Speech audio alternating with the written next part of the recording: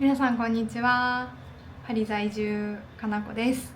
今日は私がどうやってパリに住むようになったのか、そのステップを解説ステップをご紹介したいなと思います。以前インスタの質問箱で最近どんな感じみたいなことを聞いてみたところ、半分以上の方がフランスに住みたいんですけどどうやって住んだらいいんですかっていうご質問、あとは家に関することと語学に関することが8割ぐらいだったので、本当に皆さんフランス移住っていうのに興味の持ってる方が私のコンテンツをたくさん見てくださってるんだなっていうことに気がつきまして、ちょっと私がどういう経緯、どういう人生を経て今フランスに行き着いたのかっていうのをちょっとい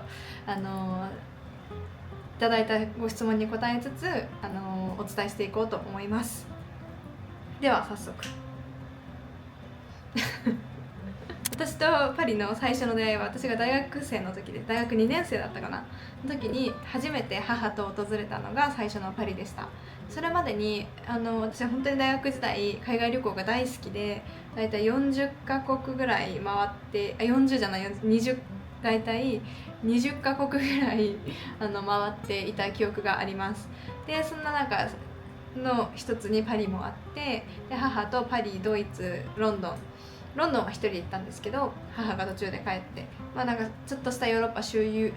旅行みたいなのを組みました。で初めてパリに来た時に私はここに絶対住むって思った記憶があります。最初のパリだったので本当にすごい凱旋門行ってルーブル行ってエッフェル塔を見てみたいないかにもな観光ルートをたどってすごく感動していた記憶があります。まさか今そこに住んでるとはっていう、当時からねすると驚きではあるんですけど、そんな感じの大学生活を送っていました。大学生の間にもう一回パリに来たのかな、その後で。その頃は就活も控えていた中でもう一度パリに来て、やっぱり私はここに住みたいっていうことを確信していて、どうやったらパリに住むことができるんだろうって、それも定年退職とかした後じゃなくて、若いうちに、働きながら住むっていうことがどうやったら可能なんだろうっていうのをすごく真剣に考えていたのがパリ2回目の時です。でそこから私は日本に戻って就活っていうタイミングで、このままだったらパリに次行けるのは何年後かになるかわからないっていうことにすごく危機感を覚えて、どうやったらいけるんだろうってことを真剣に考えて、でフリーランスっていう働き方を見つけました。で私はフリーランスっていう選択肢を取りました。ただ今でこそ言えるのは、今でこそというか今の時代だったらわざわざいきなりフリーランスになるっていう選択肢を取らなくても、例えば会社が昔に比べて多分長期休暇を許容する傾向にあったりだとか、あとは副業、あとはそのリモートワークも OK だったりとかっていう、そういう制度がいろいろあったりすると思うので、なんかそういうところから始めてみるっていうのも選択肢としてはありだと思います。とにかく、住み始める前に何回か行くっていうのはどの国に対してもですけど結構大切なステップだと私は思っています。で私は当時就活の時期が全然パンデミックとかが起こる前だったので、働き方の選択肢も今ほど全然多様じゃなかったから、いきなりフリーランスっていうちょっと強行手段を取ったわけになりますがでフリーランスとして活動を始めて、フランスに最終的に住み始めることができたのは2023年です。私が大学卒業したのは2019年とかで、フリーランスを始めたのもその頃なので、計4年ぐらいかかってるのかな。そうですね、フランスに来るまでだいたいざっくり4年ぐらいかかっていた気がします。そのうちの2年ぐらいはそのパンデミック云々で、フリーランスをしながら日本に住んでいました。で2022年の秋頃に海外旅行はもう行ってもいいよみたいな空気になっていて、でそこでフリーランス仲間とみんなでパリに来たのが大学生ぶりのフランスになります。でその時のフランスが自分にとってはすごくターニングポイントになっていて、というのもフランスに住んでる、今も私の動画にたくさん出て来てくださる愛子ちゃんとかさきさんとかとその時パリで一緒にご飯に行ったんですね。でその時思ったのは、私はご飯を食べた後に自分がお友達と取ったエアビーに帰る。で彼女たちは自分の家に帰るんですよ。当たり前なんだけど、でなんかそこに生活があるってこういうことなんだっていう、住んでる人を間近で見ることによって、より実感できたんですよ。住むっていうことと住んでいない自分のこの差というかなんか住むってこういうことなんだっていうのをすごく間近で体験できて、私はなんかそのいつかパリに住むって言いながら本当にその時点でもう3年2年ぐらい3年ぐらいか経ってたので、なんか住む言ってないで本当に住むならちゃんと本腰入れて準備しなきゃいけないなってこう気づかせてもらったのがその2022年のパリ旅行でした。でパリから帰ってきて、結局私がじゃあパリに住もうって言って次またパリに行くのが2023年の6月になるんですね。でこの空白の半年ちょっと何していたかっていうと、私は歯の矯正がやっていたんですよ。パンデミックの間ずっと歯の矯正をしていて、でそれが終わらないことには海外に長期で行けないっていうのもあって、でそれですごくこうちょっと足踏みをさせられていた時期になります。で余談なんですけど、歯の矯正は本当にやってよかったことの一つです。人生の投資として考えた時に本当にやってよかったことの一つで、私は前側のワイヤー矯正をしていました。で前側のワイヤー矯正を選んだのは早く終わるって聞いたから。確かに見た目とかちょっと気になったりもするんですけど、まあ別に歯の矯正してるだけだし当時はねちょっと気にしてたんですよ。ちょっと恥ずかしいなとかって思ってたんですけど、今思うと別に歯の矯正っていいことだから何も恥ずかしがることなかったなっていうふうに思っていて、で本当にやってよかったことの一つなので、もし迷われてる方いたらぜひ歯の矯正やってみてくださいでその歯の矯正をやっていたので、それが終わるまではとりあえず行けないっていうのもあったし、ワーホリビザとかもだんだん再開はしていってたんですけど、その後にただそのビザを取ったとって私の矯正が終わってないといけないので、なんかそのスケジュールを立てるのが難しかったんですよね。私的にはもうすぐ行きたいし、自分的にはもう行ける仕事も海外でもできるしっていう状況ではあったんですけど、なんせ歯の矯正が終わらない限りはどうにもできないっていう感じでずっとこうなんかモヤモヤと過ごしていたのが2022年の末から2023年の頭ぐらいで、2023年の4月に歯医者の先生に来月取れるよって言われたんです、歯の矯正を。でだったら来月5月の末ぐらいに5月の中旬ぐらいに取れたとして、6月にはパリ行けるかなと思って4月のその先生に言われたタイミングで、とりあえず航空券を買いました、往復で。でその時はもうビザの手続きとかはややこしいことしないで、とりあえずさっさとパリに行きたいっていう感じだったので、本当に3ヶ月間パスポートのみで長期で滞在するっていう方法を取りました。で、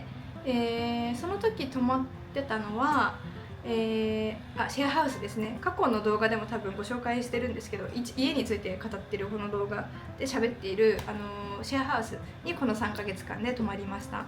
で結果としてこの時ビザを取らず3ヶ月間で行ってよかったなっていうふうにすごく思っていて、というのもちょっとお試し移住みたいな、ワーホリもちょっとお試し移住のニュアンスがあるかもしれないんですけど、お試し移住みたいな感じで3ヶ月間住んでみて、私はやっぱとにかく旅行も好きっていうのもあって、なんか同じ場所に長期で住みたい、いくら大好きなパリとはいえずっと住みたいかって言われたらあんまり自分の中で分かってなかったんですよね。秋っぽいところもあるから、とりあえず3ヶ月住んでみて、でもっといたいってなったら長期のビザを取ろうっていう感じで、こうなんかお試しっていう感じで本当に3ヶ月来てみて、でシェアハウスに住み始めてお友達もできて彼とも出会って、すごくパリ楽しいなっていうか、3ヶ月がこうあっという間に終わっちゃったんですよね。なんかなんだろう、一瞬だった、もう終わりみたいな感じになってで物足りない気持ちで帰国して、でさっさと長期のビザを取ろうっていうことで、6月に渡って9月に帰ってきて、で9月の頭に帰ってきたのかな。でそこから急いでワーホリビザの手続きをして、10月の中旬ぐらいにワーホリビザでパリに2度目の渡航ですね。住み始めてから2度目の渡航をするっていう感じになります。でワーホリの生活の時に家を統一してからどのくらいの期間で家を見つけてますかっていう質問があったんですけど、その3ヶ月で来た時は事前に予約していってたマンスリーのマンションだったので、事前に日本で予約して住んでいました。で、次2回目飛んだ時はフランスに着いてから決めようと思っていたので、最初は、彼のお家にいたのかな。そうですね、彼のお家にちょっと間上がりさせてもらいつつ家探しを始めて、で結論から言うと10月にフランスに行って11月頭から、パリの20区のお家に住むことができました。なので実際の期間で言うと多分2週間ぐらいでお家を見つけて入居することができた気がしています。ただ日本にいる時からずっと物件を探してコンタクトを取っていたりとかで、最悪 Airb でもいいやみたいな感じで Airb もちょっと仮予約しておいたりだとかっていうのはしていた記憶があります。ただ最終的に住んだお家はパリに来てからミックス B に載っていた物件で問い合わせて、でそこからトントンと話が進んだ物件、内見行ってで契約してっていう感じで進んだお家になります。でワーホリの間は日本とのお仕事をしたりとかで、パリでちょっとパリコレのお手伝いをさせてもらったりだとかっていう感じで過ごしておりました。あと海外移住に伴ってお金ってどれぐらいあったらいいですかみたいな話もあったんですけど、貯金はワーホリのビザを申請するときに必要なお金、残高証明のお金って決まってるので、それは確実にあるとして60万円ぐらいだったかな、今円安70万ぐらいなのかな、分かんないですけど、ざっくり100万ぐらいあったらいいのかなっていうふうには思っています。でワーホリでの生活をどうやっていくかにもよるんですけど、私が貯金をがっつり貯めるよりかはフランスでいながらもキャッシュフローを回すにはどうしたらいいだろうみたいな視点も1個あるといいなっていうふうに思っていて、それこそリモートでできるちょっとした副業とかを見つけてみるとか、アルバイトだけじゃなくてそういう形でこっちに来れたらよりもっといろんな選択肢が広がるんじゃないかなっていう気がしています。なので、いきなりは難しいかもしれないけど1年後にフランスのワーホリに行こうって考えてる方とかがいらっしゃったとしたら、今からちょっと正社員と副業をやってで会社辞めたとしても副業は続けたままこっちに来れる、でこっちでもアルバイトができるみたいなのだとよりちょっと安心感もあるから、貯金ってそこまで重要視しなくていい、むしろキャッシュフローをどう作っていくかみたいな方向で考えていくのも一個いいんじゃないかなって私はおすすめしたいです。で語学に関するご質問もいただいていて、フランスに行くとして当時の語学力はどれくらいですか？もしフランス語ができなかったとした場合どういうお気持ちでしたか？どういう心づもりで言っていましたかっていうことですね。私は本当にボンジュールとサバしか言えない日本人でした、フランス語に関しては。ただ幸い英語が話せたのもあってそんなに困難な状況に陥ることはなくて、だからワーホリの1年は本当に英語のみで過ごしていたんですね。で当時はそれで生活できているつもりだったけど、今フランス語がちょっと分かるようになってから時を思い返すと全然何も分かってなかったって言ったらだけど全然土地に入り込めてなかった、もういろんなチャンスを逃していたんだなっていうのはすごく感じてます。ただ英語が話せるって思っていたのもあるから、そんなにどうしよう何も話せないって不安で言語を理由に突出するのをやめるっていう考えになるほど思い悩んだり、言語に関しては思い悩んだりはしてなかったです。ただ今思うとやっぱりフランス語は本当に早くやるに越したことはないフランスでフランス語を話せるに越したことはないって本当に思ってるので、もしフランス来る予定のある方、長期でワーホリとか学生とかでは英語喋れる喋れないに限らずフランス語の勉強を強くお勧めしたいです。ここからは私のパリの時系列とは関係ない軸で話したいんですけど、パリに住んでみて思うのは、私は本当にパリが好きで一目惚れみたいな感じで住み始めた人間なんですけど、パリってやっぱプロフェッショナルが集まる街なんですよね。料理とかお花とかファッションとかフォトグラファーとかそういうアートとかっていう本当に職人が集まる街だから、なんて言うんだろう、何か絶対的に叶えたい目標とかを持ってくる人も多いんです。そういう方とお会いするとやっぱり何もなく来てしまった自分みたいなのにすごく引け目を感じる。ある意味こう住むっていうことがゴールだった自分にとって、この先やりたいことって何なんだろうとか時に本当に何しにここにいるんだろうみたいな気持ちになっちゃうんですよ。全部自分で選んだことなんですけど、なんかそういうのもありつつ住んでますっていう。だからたまに言われるのがパリいいなって思うけど、ただなんかそれだけでは住みたくないみたいな、何かもっとこうパリでこれをやりたいとか、なんか仕事だったら行きたいみたいな話も聞いたりすることもあって、もちろんそれはすごくわかる。だから本当に何を取るかだと思うんですよね。とにかく住むっていうことを叶えたいっていう思いでやるか、もっとこうちゃんとここで得たいものを明確にしてから来たいみたいな、スピードを取るかどうかみたいな感じなのかなっていうふうに思っていて、とはいえ私はただ住んでみたいで住んでみてよかったなっていうふうには思っています。そうじゃないとここで出会えた人たちとか彼ともねもちろん出会えなかったし、なんかこっちでできた経験もなかったのかなっていうふうに思っているので、なんか本当に住んでみたいで住んじゃうのも私はいいんじゃないかなっていうふうに思うわけです。なんか私は別に住んでみたいっていう気持ちがせっかくあるのに、なんかそれをちょっと足踏みして躊躇して結局やめてしまうっていうのはなんかもったいないんじゃないかなっていうふうに思っていて、せっかく海外に気軽に行けるワーホリっていう制度もあるし、ワーホリじゃなくてもやっぱ3ヶ月間パスポートだけで過ごせるっていうのはね、かなり魅力的な特権だと思うので、ぜひなんか迷われてる方がいたらとりあえずやってみるっていうのはいいと思います。この間お会いした日本人のマダムがパリにもう30年住んでるっておっしゃってたんですけど、なんかどういう経緯で来たんですかって言ったら、本当私と同じで最初は3ヶ月パスポート持って3ヶ月だけと思って来たら気づいたら30年経ってたっておっしゃってて、でもなんか驚きとともにちょっと分かるなっていう気持ち。私も日本を出る時に今からじゃあ30年フランスに住んでくださいって言われてたら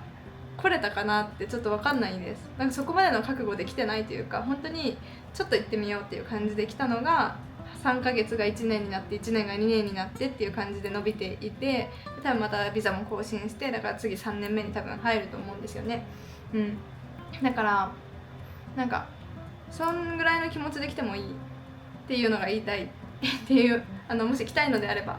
海外移住っていうものに興味があるのであれば、なんかそんなにこう意を決してとか覚悟してってすごく重く捉えるんじゃなくて、とりあえず行ってみようって来てみていいと思うし、行ってみたい気持ちはあるけど別に行った先に何かやりたいことがあるわけではないみたいなっていう悩みもあると思うんですけど、私もそのうちの一人なので、そういう人もいるんだっていうふうに思ってもらえたらいいのかな。無理に何かを探そうとする必要はないのかなっていうふうに思います。私は住み始めて、じゃあパリにいるからせっかくならこういうことやってみようかなとか、なんかやっと今少しずつこう見えてきたっていう感じがあって、ワーホリの1年とかは本当に瞑想してました仕事もしながら何かとにかくやった方がいいなと思って絵本作って売ってみたりとか、ウェブメディアもあるんですけど、よかったらそれも見てみてください。ウェブメディア作ってみたりとか、最終的にこの YouTube を始めたりとか、本当になんかいろんなことをやっていたワーホリの1年だったのが、学生ビザで戻って2年目になってからはこうなんかめちゃくちゃ広げた風呂敷がこう縮まってきた感じがありますなんかやってみないとわからないこともあるんじゃないかなって私は思っています。そんな感じで今日は私がどうやってパリに住み始めたのか、その経緯だったりをお話しさせていただきました。少しでも皆さんの、何かお役に立てる情報をお伝えできていたら嬉しいです。ではまた次の動画でお会いしましょう。バイバーイ。